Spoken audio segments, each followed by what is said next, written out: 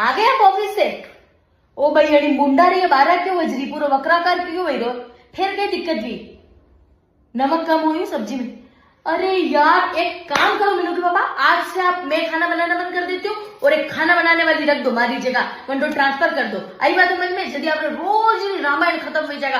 आज सब्जी में जोड़ नहीं था, आज सब्जी भरकी नहीं थी, आज सब्जी में नमक कम था, आज सब्जी में शक्कर ज्यादा थी, आज रोटियों की किनारे कच्ची थी, आज रोटियां कच्ची थी, आज भाटा थे, आज लोड़ी थे, आज फलाना थे, आज ढींगड़ा थे। वो तो है रोज रोज हाजिरी पर टिप्पी किच किच किच किच किच किच परेशान वे गई।